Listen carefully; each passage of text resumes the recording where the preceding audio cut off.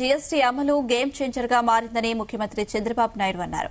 GST సంస్కరణలపై AP అసెంబ్లీలో చర్చ సందర్భంగా సీఎం మాట్లాడారు. జీఎస్టీ రెండో విడత సంస్కరణలు తీసుకువచ్చారని తెలిపారు. సంస్కరణలకు తాను ఎప్పుడూ ముందుంటానని చెప్పారు. అభివృద్ది జరిగితే సంపద సృష్టితో ప్రభుత్వానికి ఆదాయం వస్తుందని చెప్పారు. ప్రభుత్వానికి ఆదాయం వస్తేనే సంక్షేమం, అభివృద్ది జరుగుతుందన్నారు. సంపద సృష్టించడాన్ని వారికి సంక్షేమం ఇచ్చే అధికారం లేదన్నారు. అప్పులు చేసి సంక్షేమం ఇవ్వడం సరికాదనేది తన నమ్మకమన్నారు. ఆర్థిక ఇబ్బందులు వచ్చినా దేశం, రాష్ట్రమే ముఖ్యమన్నారు సీఎం. నా సుదీర్ఘ రాజకీయ అనుభవంలో నేను మొట్టమొదటిసారిగా సిఎస్టీ చూశాను. అప్పుడు కమర్షియల్ ట్యాక్సెస్ అన్ని ఉండేటివి.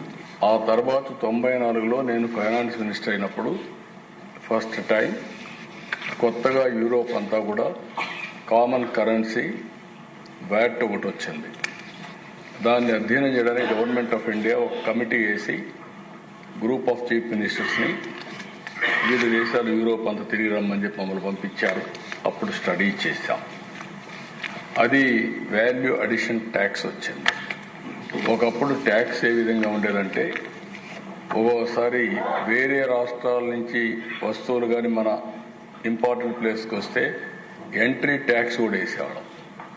అది మొట్టమొదటిసారిగా ముంబైలో స్టార్ట్ అయ్యింది. అది స్టార్ట్ అయ్యి దాన్ని మేము స్టడీ చేసి మనం కూడా దాన్ని ఉపయోగించుకొని అడిషనల్గా వేసే పరిస్థితికి వచ్చాం.